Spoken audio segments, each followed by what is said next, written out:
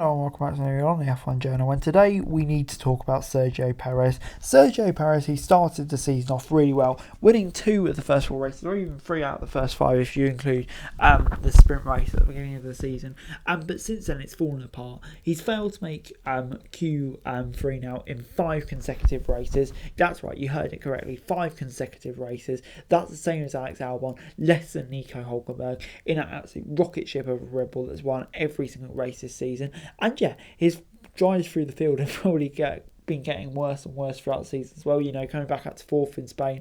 In the last race, he just about mustered his way up to 6th. And yeah, this led to questions about Perez, serious questions from some fans. I would say at the moment within Red Bull, probably not, because at the end of the day, he's Verstappen's number 2. Verstappen wants a number 2. It's his team at the end of the day, and even though they have had issues in the past, he's probably the ideal teammate for Verstappen.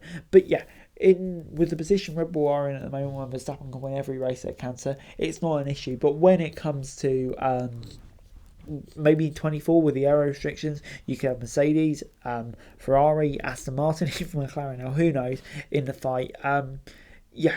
It's not good enough. They need a driver who can compete with second drivers who you'd expect to be there or thereabouts every year, every weekend. You'd say George Russell, Carlos Sainz, Oscar Piastri.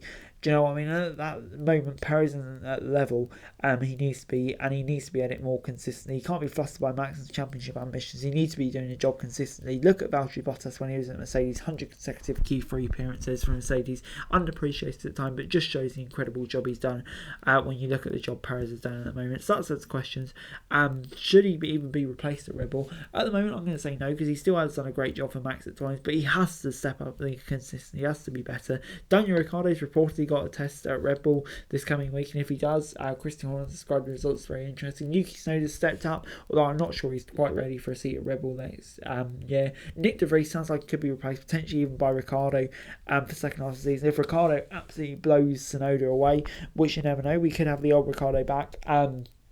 Yeah, could that suddenly mean that Ricciardo has a chance of rejoining the Milton Keynes based team? Who knows? But yeah, at the moment it's a worrying time for Sergio Perez, because this simply cannot happen.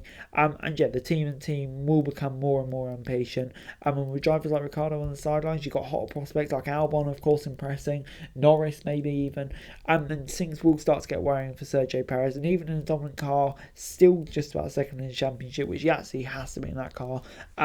He needs to set things up, otherwise serious questions will start being asked, because we know how ruthless the likes of Helmut Marko can be.